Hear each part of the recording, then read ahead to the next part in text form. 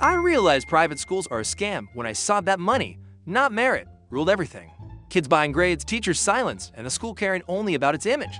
My family sacrificed everything to get me in, but all I found was corruption, fake prestige, and bullying until I walked away and rebuilt myself. When I left the private school, I thought I'd feel like a failure, after everything my parents had sacrificed. I imagined walking into my new public school with my head down, feeling like I'd been demoted, but on my first day, as I sat in a classroom that didn't reek of arrogance and entitlement, I realized I felt something I hadn't in months, relief. It was like I could finally breathe again. No one was measuring my worth based on my sneakers, my phone, or my family's bank. Account. There were no trust fund Avengers here. No golden kids who could buy their way out of every consequence. My new classmates were regular people, kids with part-time jobs. Kids worried about grades because they actually mattered. Kids who didn't live for Instagram stories or how much clout they could flex. For the first time in a long time, I wasn't an outsider. I was just me. That felt like a luxury I'd forgotten existed.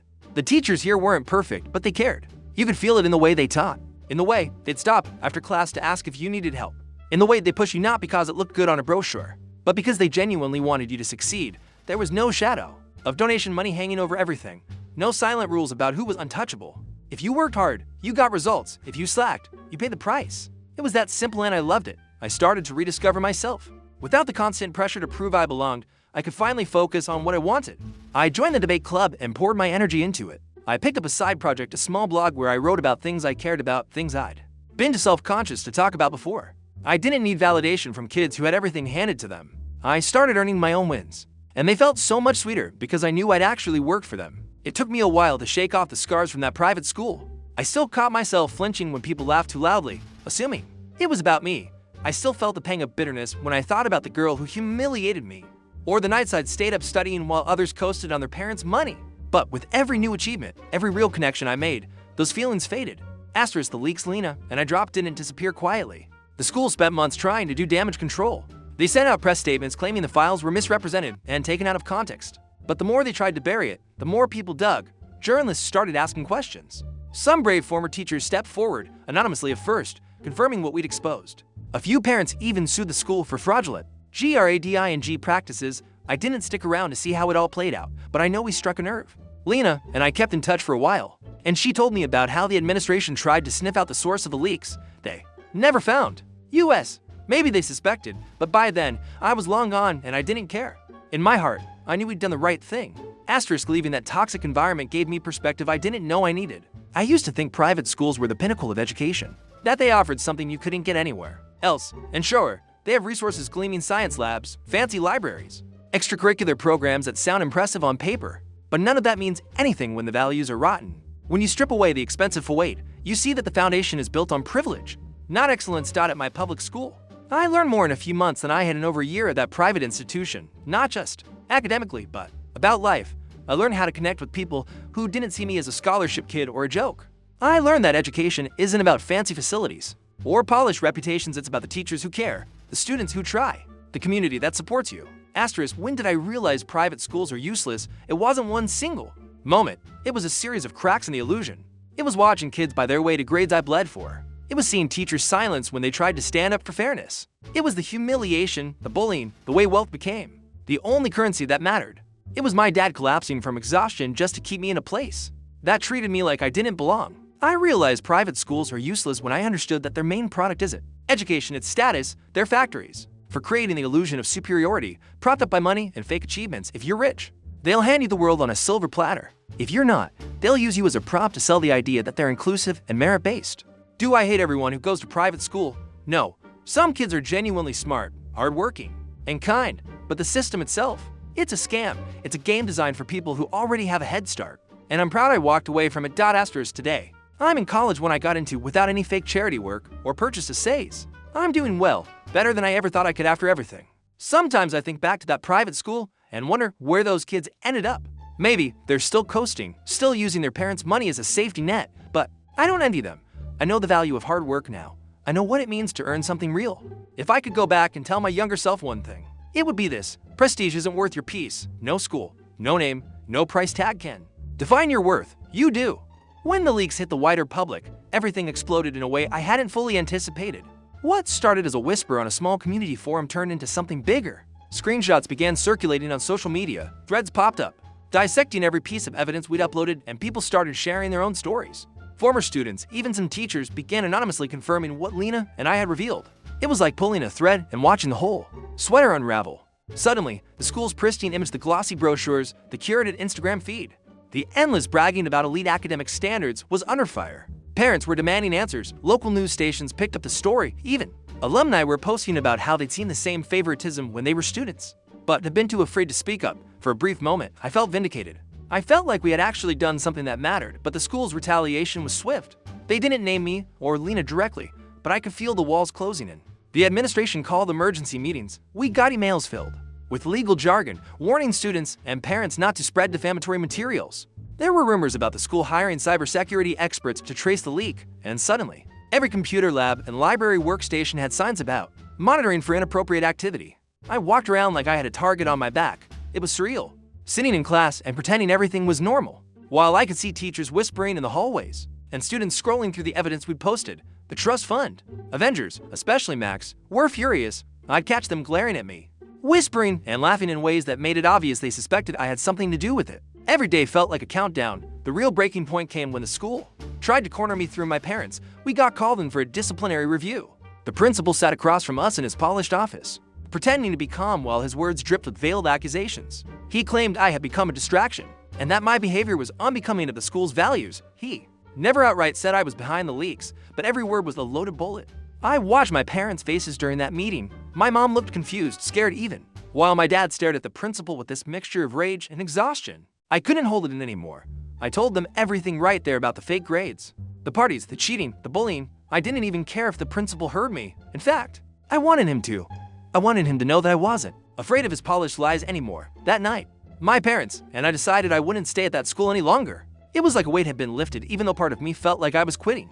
But I realized that staying would have meant letting them win, letting them convince me that I was less because I didn't have the money to buy my place there. I was done playing that game. The next few days were strange. Word spread quickly that I was leaving, and suddenly, kids who had ignored or mocked me were acting weirdly polite, like they didn't know how to react. Some of the teachers gave me quiet nods of respect, like they understood why I was walking away but couldn't say anything. And Max, he just smirked as I packed my locker, like he would.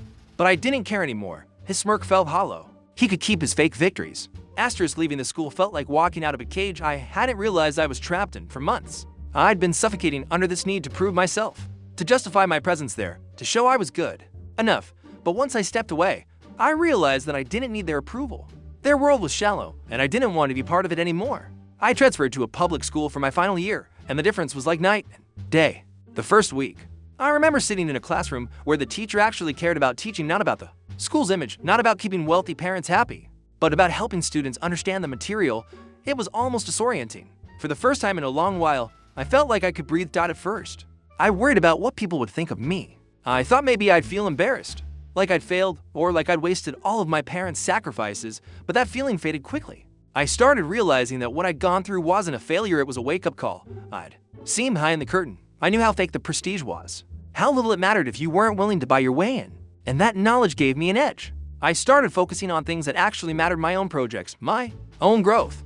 I put time into building a portfolio for college applications, not caring about what name was on my blazer or how fancy my campus looked. I volunteered at a local library tutoring younger kids, and for the first time, I felt like I was doing something real, something meaningful. No photo shoots, no fake philanthropy to pad or resume, just actual work. Sometimes I'd hear news about the old school. The scandal didn't die down easily. The administration tried to cover it up, but the leaks had done real damage. There were whispers about certain board members resigning, about teachers quietly leaving, about parents pulling their kids out. I never admitted to anyone outside of Lena that I'd been part of it, but every time I heard about the fallout, I felt this quiet satisfaction. We'd cracked the perfect weight, even if just a little. Looking back, the whole experience left scars. But it also taught me something I don't think I could have learned any other way. Money can buy comfort, power, and even success, but it can't buy integrity. It can't buy real respect or the kind of self-worth that comes from working for something. Those kids might cruise through life on their parents' wealth, but they'll never know what it feels like to earn something with their own hands. As for me, I don't regret leaving. If anything, I wish I'd left sooner. My parents, despite everything, told me they were proud of me for standing up, for not letting the school break me. That meant more than any fake honor roll ever could. You know that moment when you realize something your parents worked their whole lives for was actually one big scam in a shiny uniform? Yeah, for me, it did during sophomore year of private school, while watching some trust fund kid live stream himself accidentally crashing his dad's Porsche into the faculty parking sign, only to show up the next day with zero consequences. The caption on the video, LMFAO school is just GTA but with homework. That's when it clicked. Private school, at least the one I went to, was basically a pay-to-win server. Prestige was a subscription plan, discipline, negotiable, grades. More like an FT some people minted them out of thin air. My parents, God bless them, did everything to get me into that elite place.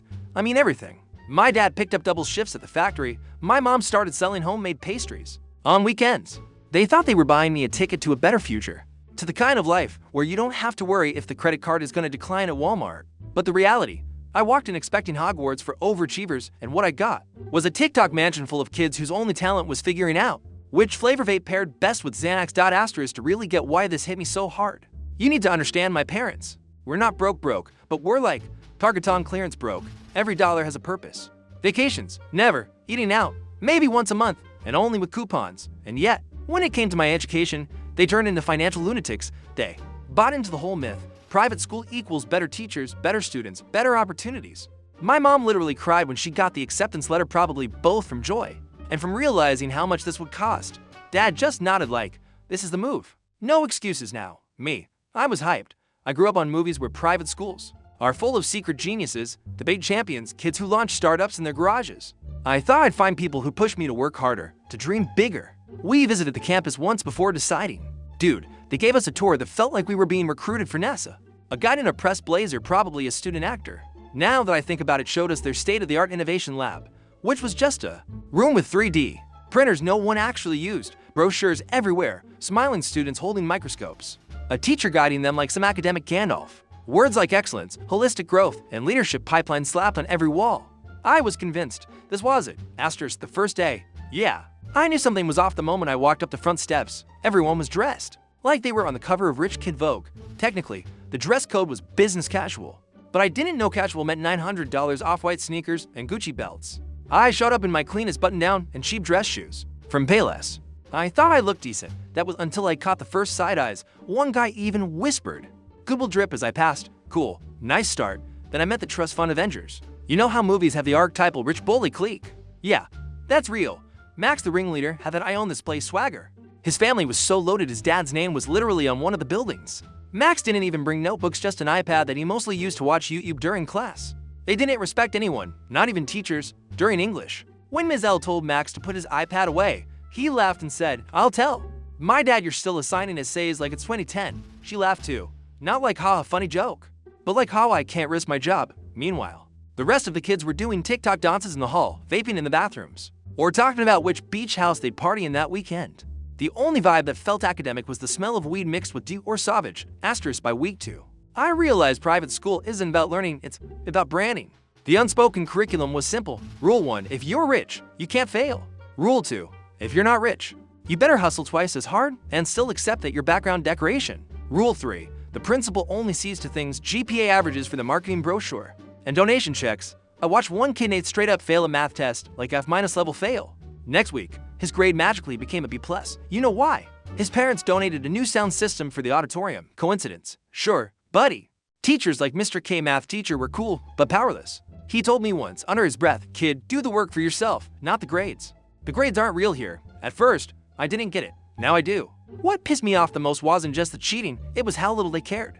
Most of these kids had zero ambition because they didn't need any. If they failed, Daddy's lawyer fixed it. If they wanted a car, it showed up with a bow. If they wanted college, there was always some family friend on the admissions board. Meanwhile, I was busting my ass, staying up till 2 a.m. on essays and problem sets, while Max was out partying and still pulling the same GPA as me. My parents basically bankrupted themselves to get me into what I thought was an academic utopia. Instead, I walked into a TikTok frat house where money buys grades. Teachers are scared of the rich kids, and ambition is seen as cringe unless you're already rich. Asterisk. I thought the first few weeks were just an adjustment period, that maybe I'd eventually find my people or settle into the rhythm of this new environment. But the deeper I sank into the culture of that school, the more I realized it was rotten. To the core, it wasn't just the rich kid attitude, it was the entire system propping them up. An ecosystem built on money, appearances, and complete disregard for anything real. The grades were the first thing that made me suspicious. At the start, I worked my ass off. Every late night was a marathon of flashcards and essays. I was the kid hunched over the kitchen table with a cheap desk lamp, red-eyed but determined to make every penny of my parents' sacrifice worth it. I thought hard work was the great equalizer, That's what everyone says, right? Work hard, and the results will show. But then I started noticing that the kids who never paid attention, who didn't take notes or even bother to show up half the time, were somehow coasting through with the same or better grades than me. It wasn't even subtle. I'd overhear people bragging about how their parents talked to the school after they failed an exam. I learned that talk didn't mean they met to discuss study strategies. It meant money changed hands or some donation magically appeared and suddenly a failing grade would morph into a pass. The same kids who joked about how little they studied were getting top marks. It made me feel like I was running uphill while everyone else was taking an escalator. The teachers weren't the problem, not entirely. Most of them seemed tired, like they'd given up fighting the system. My math teacher, one of the few who genuinely cared, would shoot me these knowing looks, as if to say, I see what's happening, but my hands are tied. There were moments when he'd mark my test with little notes of encouragement, almost apologetically, as though he knew I was in a rigged game. It wasn't just about learning anymore. It was about surviving in a place where money talked louder than merit. The social scene was its own nightmare. These kids lived like they were in some kind of reality show. Every weekend, there were parties. Imagines, the kind you only see in movies. Videos would surface on Monday mornings of kids doing things. I couldn't even wrap my head around trashing expensive cars, drinking until they could barely stand, flaunting wads of cash like they were props. And yet, there were no consequences if a teacher caught them hungover. It was brushed off as a learning experience. If they broke something on campus, their parents paid to replace it and it was forgotten. I remember walking past a bathroom one day and catching the scent of weed so strong it almost knocked me out. A group of kids stumbled out laughing, their eyes glazed, and I just stared. No one said anything. No detentions, no suspensions. If I had even been caught chewing gum in middle school, I'd have been scolded. But here, money was a shield. As long as your family had a name on a plaque somewhere, you were untouchable. Then there was the bullying. I never thought I'd be the kind of kid who got singled out. But in a place like this, poverty sticks to you like a label you can't peel off. I wasn't poor in the sense that I didn't have food or clothes, but compared to these kids, I might as well have been wearing rags. They could smell at the discount shoes, the fact that I didn't have the latest iPhone, the way I packed lunch from home because the cafeteria prices were ridiculous. They didn't shove me into lockers or beat me up. No, their weapon was humiliation. One morning, I found my locker plastered with loose pennies glued all over it, with a note that said, "Need these back." I stood there, trying to scrape them off with my nails while people walked by, laughing or pretending not to notice. It wasn't just the act itself, it was how casual it all was. It was as if my existence as the scholarship kid was a running joke, and everyone was in on it. I never told my parents about any of it. I couldn't. They'd already given up so much for me to be there, and I didn't want to add guilt on top of their sacrifices. The worst moment, though, was the girl. I should have seen it coming, but I was naive. She was beautiful in the kind of effortless way that rich kids always are, with perfect hair, designer clothes, an aura that said she'd never had to worry about anything. She started talking to me after class, laughing at my jokes, complimenting my work. For a second, I thought maybe this was the one bright spot in this whole mess. I let myself believe she was actually interested in me. I spent weeks trying to impress her, studying harder, making sure I looked decent, even borrowing cologne from my dad just to feel less cheap. Then I found out it was all a game. She and her friends had been laughing about me behind my back the whole time. They had a group chat where they shared screenshots of my messages, mocking me for trying too hard. I know they had been planning to prank me, to make me confess my feelings on camera just so they could post it online. When I heard that, it felt like someone had ripped my chest open. I stayed home for 2 days, too embarrassed to show my face at school. That's when I met Lena. She was another scholarship kid, quiet and observant, the type who blended into the background just to survive. She found me sitting by myself one day and told me she'd seen it all before. She said every year, they picked someone like us, a scholarship kid who didn't fit their mold, and made them the target of their games. It was like a ritual, a way to reinforce the social hierarchy. Her advice wasn't about fighting back. It was about surviving, laying low, keeping your head down until it's over. But something in me snapped after that. I didn't want to just survive. I wanted to understand how a place like this could exist. Why no one cared. Why money could erase every wrong. I started noticing things I hadn't before: how grades magically changed, how teachers ignored obvious cheating, how the administration bent over backwards for kids whose parents wrote big checks. It wasn't a school, it was a business, and people like me, we were there to make them look good. We were the diversity statistic on their website, the proof that they weren't just catering to the rich, even though that's exactly what they were doing.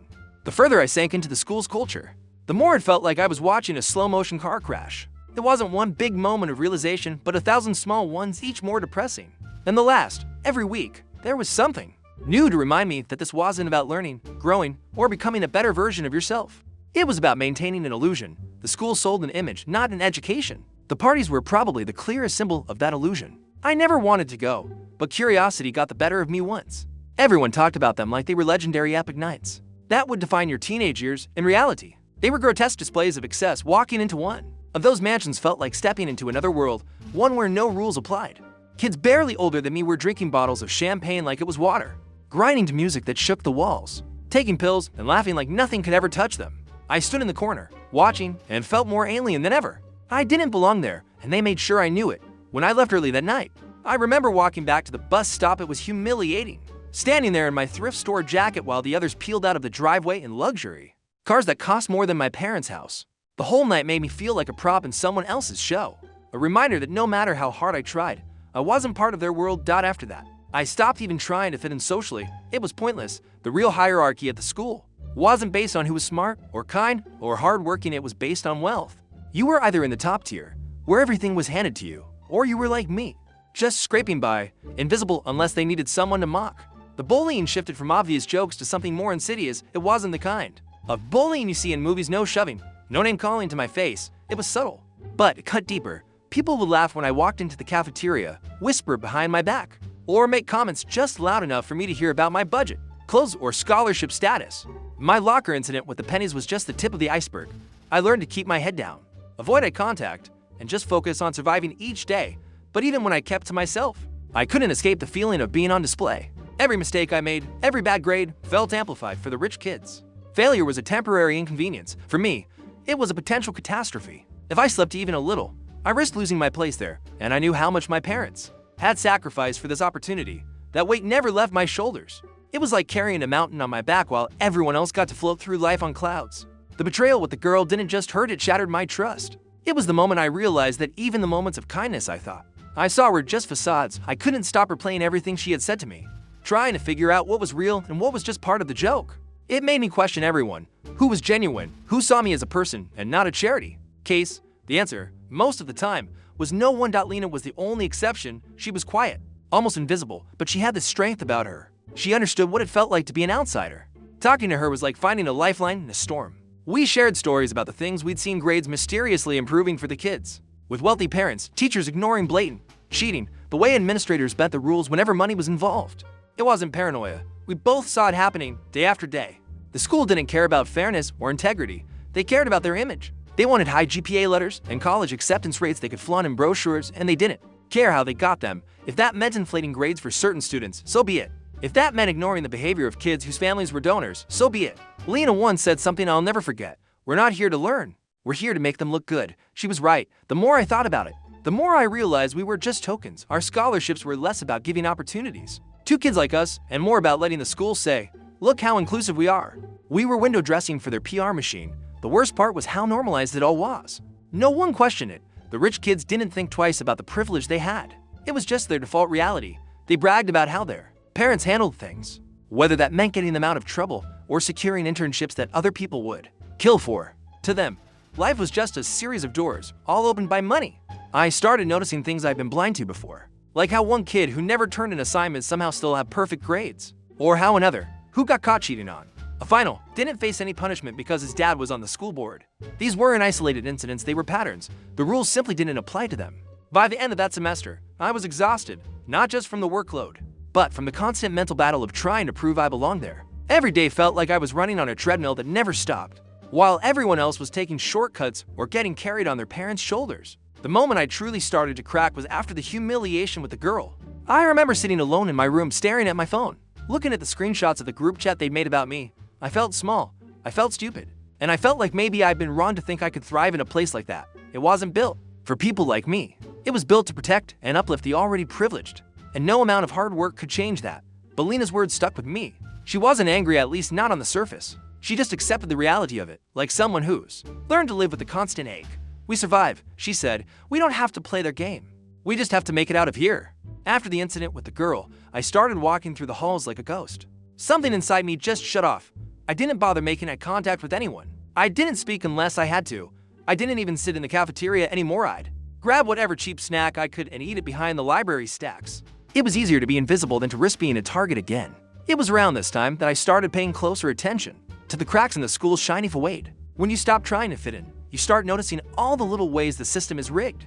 I saw everything with new eyes. The star students who never lifted a finger, but always seemed to get glowing praise. The administrators who bragged about how many kids they sent to Ivy League schools, conveniently forgetting to mention that half those kids had family connections. or that their volunteer projects were just expensive vacations. Packaged as charity work. The hypocrisy of it all started eating at me. The school held these big assemblies about integrity, leadership, and earning your success. I remember one morning sitting there while the principal gave a passionate speech about the importance of hard work and personal responsibility, and I nearly laughed out loud. I knew for a fact that the kid sitting 3 rows in front of me had paid someone to write his history essay. I'd literally seen him brag about it on Snapchat. But no one cared because his dad had just donated a new computer lab, and the administration didn't want to upset the golden goose. Then there was the college prep madness. By junior year, the entire school became obsessed with getting into the right universities. For the rich kids, this wasn't about merit or passion, it was about status. Their parents threw money at every possible advantage: private tutors, SAT prep courses, even consultants who practically wrote their applications for them. There were rumors — no, scratch that. There was proof that some of them had their extracurriculars faked. I saw one kid listed as the founder of a nonprofit in his college resume. What was this nonprofit? A weekend project where they handed out sandwiches to a few homeless people, but with professional photo shoots and a slick website paid for by his mom's marketing agency. It was all smoke and mirrors. I think what hit me hardest was realizing how easily the narrative was manipulated.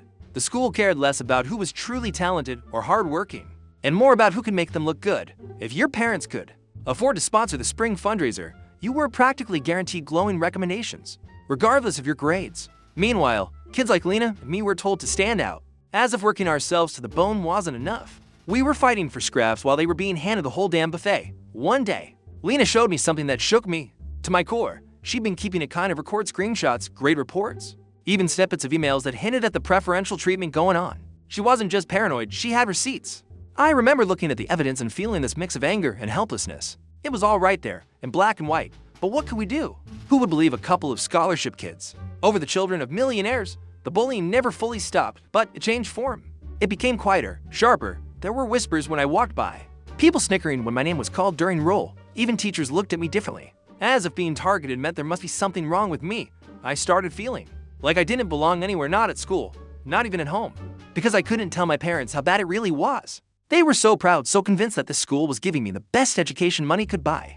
I didn't have the heart to tell them the truth, that the education was secondary to the performance, the branding, the endless game of appearances. What really broke me was the day I overheard a conversation between 2 administrators in the hallway. They were talking about another student, a rich kid who had been caught cheating on a major exam. Instead of discussing consequences, they were talking about how to manage the optics and ensure this doesn't affect his college prospects. One of them even said, "We can't afford to upset his family right now." It was like I was listening to executives discussing a PR crisis, not educators talking about a student's behavior. That's when it fully hit me. I wasn't in a school, I was in a business. And kids like me weren't customers, we were part of the marketing. I started pulling away from everything. I stopped caring about making friends or trying to prove myself. The only person I trusted was Lena, and even then, our conversations were less about hope and more about survival. We talked about how we'd get out, how we'd focus on our own futures and not let this place crush us. But deep down, I was furious. I wanted to expose all the fake grades, the bot admissions, the endless hypocrisy. I just didn't know how. The final straw of Act 2 came one afternoon in the library. I was studying, as usual, while most of the rich kids were outside goofing off. I looked around and realized that despite all the money, all the resources, no one actually cared about learning. They cared about looking smart. They cared about looking accomplished. Everything was a performance. From their Instagram post about study grind with $5 lattes and brand new MacBooks, to their staged volunteer work. And I was done. Done pretending this place was something it wasn't. Done trying to win. A game that was rigged from the start. By the end of that year, something inside me hardened. I stopped feeling embarrassed about who I was. If anything, I started feeling pity for them. Because while they were busy faking everything, I was out here learning what it really means to earn something. I didn't have money. I didn't have connections, but I had grit, and for the first time, I realized that might be worth more than any of their hollow victories. Parent-teacher night was when everything started unraveling for me. I had spent weeks dreading it. My parents, who barely had time to breathe between their jobs, were eager to come and see how I was doing. They believed this school was the golden ticket to a better life, and I couldn't stand the thought of them seeing the truth. They'd sacrificed too much for me to ruin their illusion.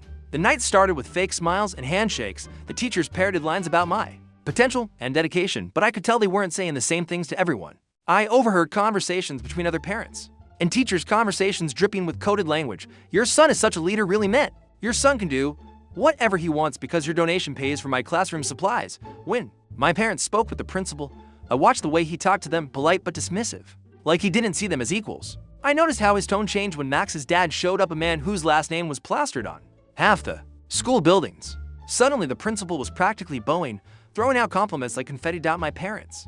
Bless them, tried to ask questions. They wanted to know if I was thriving, if I was being challenged, if I was fitting in. The principal gave them.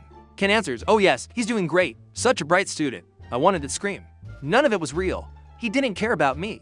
I was just another line item on their diversity report, a way for them to say, "Look, we're accessible to kids from all backgrounds while still catering exclusively to the rich." The turning point came when I overheard the principal laughing. In the hallway, after the meetings were over, he was talking to one of the board members, saying something about how the scholarship families always think they're lucky to be here, as if we were charity cases, as if our value ended at the amount of tuition we couldn't afford.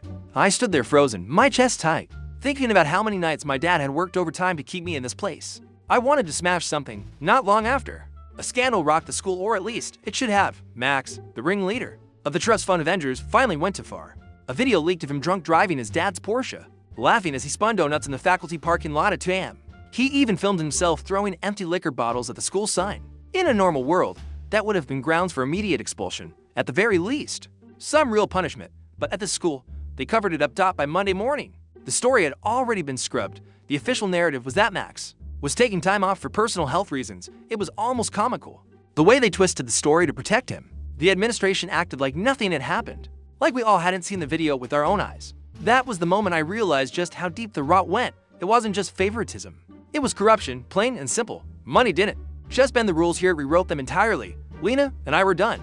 We started collecting everything we could, screenshots of great discrepancies, photos of test answers being passed around during exams, videos from parties where kids boasted about their parents paying off teachers. We kept everything in a shared folder, encrypted and hidden. It felt dangerous, like we were going up against a machine that could crush us at any moment. But we couldn't stay silent anymore.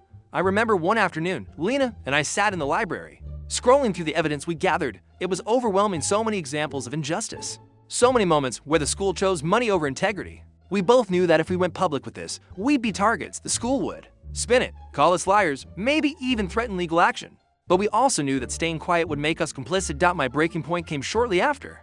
My dad collapsed at work from exhaustion. He'd been pulling double shifts for months, just to keep me in this school that was destroying me from the inside out. I sat in the hospital next to him, watching the machines beep, and I felt this wave of guilt so heavy it almost crushed me. I realized that no school, no name, no fake prestige was worth this, not if it was built on lies. After that, I stopped caring about what the school thought of me. I started speaking up in class, calling out the unfairness when I saw it. I stopped laughing along with the rich kids' jokes just to survive. I didn't care if they hated me anymore. I already hated what the place was turning me into. Lena and I made a plan. We would finish the year, gather as much evidence as possible, and then blow the lid off this entire charade. Whether it was through social media, local news, or even anonymous posts, we would make sure people saw what was really going on behind those fancy gates. The school could try to silence us, but the truth was bigger than their money, or at least, that's what I told myself. After my dad collapsed from exhaustion, everything felt different. I stopped pretending that the school was some kind of blessing. It wasn't. It was a leech. It fed off kids like me, kids whose families broke themselves financially just for the privilege of being humiliated and overlooked. My parents had bled themselves dry for me to be here, but the school didn't care if I learned, succeeded, or even survived. All they cared about was maintaining the image of being elite. I remember sitting at my kitchen table that night after visiting my dad in the hospital. My mom was crying silently, pretending to be fine, and I just stared at my textbooks like they were meaningless bricks, because that's what they were. Props in a performance I didn't believe in anymore. I knew something had to change. I couldn't keep letting this place define me. Lena and I started moving in silence. We were careful. We never talked openly about what we were doing. Never sent messages that could be traced back to us. We'd meet after school in the library or the computer lab, quietly compiling everything we'd seen. We had screenshots of test scores changing overnight, proof of cheating that went unpunished, emails where parents negotiated grades with administrators. We had video clips from parties, 2 kids boasting about how untouchable they were because their parents' money could fix anything. It felt risky, almost dangerous, like we were poking a hornet's nest, and in a way, the school was ruthless about protecting its reputation. We'd seen what happened when teachers stepped out of line, quiet firings, sudden disappearances, their names scrubbed from the website. If they could do that to staff, what could they do to the broke scholarship kids? There was a moment that confirmed my fears. One day, I was called into the principal's office for what was described as a routine check-in. But the way he looked at me was anything but routine. He leaned back in his leather chair, all smiles, but his words had an edge to them. He asked if I was settling in well and if I was enjoying my time here. It felt less like concern and more like a warning, as if he already knew I wasn't playing the game anymore. After that, I got paranoid every time my phone buzzed. I worried it was someone from the school trying to catch us. Lena felt it too. We were careful with the evidence, storing it in encrypted files and backing it up on drives we hid in our backpacks. We weren't just doing this out of anger anymore, we were doing it because we knew this place would keep crushing kids like us if we didn't speak up. The turning point came when we discovered something about Max that went beyond just bad behavior. Through a chain of screenshots and whispers, we found out that his father had been involved in sponsoring multiple students' grades, essentially paying for them to pass classes they were failing. It wasn't just a one-time thing, it was a system. Teachers were pressured to adjust grades to keep certain families happy, and if they refused, they were replaced. Lena managed to get a partial copy of an email chain that hinted at this, and when we read it together, my stomach churned down. It wasn't just corruption anymore. It was a complete betrayal of everything education was supposed to stand for, and I couldn't take it. I remember one night vividly. Lena and I sat on the floor of my room, surrounded by papers, USB drives, and empty coffee cups. We didn't even talk much, we just worked, copying files, cross-referencing notes, building a timeline of all the shady stuff we'd uncovered. It felt like we were piecing together a crime scene, because, in a way, we were, but the school must have sensed something. The atmosphere shifted. Suddenly, teachers were watching us more closely. I started noticing that certain students, the trust fund Avengers, were smirking at me in ways that made my skin crawl, as if they'd been told to keep an eye on me. One day, I came back from lunch to find my locker ransacked. Nothing valuable was taken, but my notes and assignments were shredded, thrown everywhere. It was a message. Stop by then. I was running on pure determination. I didn't even care about grades anymore. I didn't care about their fake social hierarchy or their prestigious college pipeline. All I cared about was making sure people knew the truth. I wanted to burn their perfect image to the ground. The last straw came during finals week. A student from Max's circle, who had barely attended class all semester, suddenly got one of the highest grades on the final exam. I'd studied for weeks, pulled all-nighters, and still barely scraped an A. I knew it wasn't because I was worse, it was because the rules were different for them. I overheard two of them joking about how their parents had taken care of it. They didn't even try to hide it. That night, Lena and I finalized our plan. We were going to leak everything, not just to other students or teachers, but to the public. Local news, online forums, social media, anywhere it could gain traction. We knew there would be consequences, but at that point, we didn't care. We were tired of being silenced. Act 3, breaking point when the leak went out. It was like lighting a match in a room full of gasoline. We used an anonymous account to drop the file screenshots, grade discrepancies, even clips of kids bragging about buying grades. Within hours, the story started spreading online. People were shocked. Some refused to believe it at first, but the evidence was undeniable. The school's response was immediate and brutal. They sent out mass emails calling the leaks fabricated and malicious. They threatened to involve lawyers to find the responsible parties. Rumors swirled around campus that the administration had hired some cybersecurity firm to trace the files. Lena and I stayed quiet, but inside, I was shaking.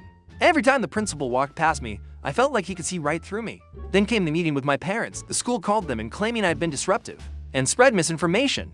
I watched my mom's face as the principal spewed lies about me, trying to paint me as some bitter troublemaker. For the first time, I interrupted him. I told my parents the truth, everything. The fake grades, the bullying, the parties, the corruption. I didn't care who heard it. I was done being silent. My parents were stunned. My mom started crying, not just because of the school's lies, but because she realized how much I'd been hiding from them. My dad, still pale and weak from the hospital, looked like he wanted to break something. He didn't say much, but the look in his eyes told me that he finally understood. That was the last straw. We decided I wouldn't finish the year there. The school tried to guilt us, to say I'd be throwing away opportunities, but I didn't care anymore. I'd rather start over at a public school than spend another day in that toxic place.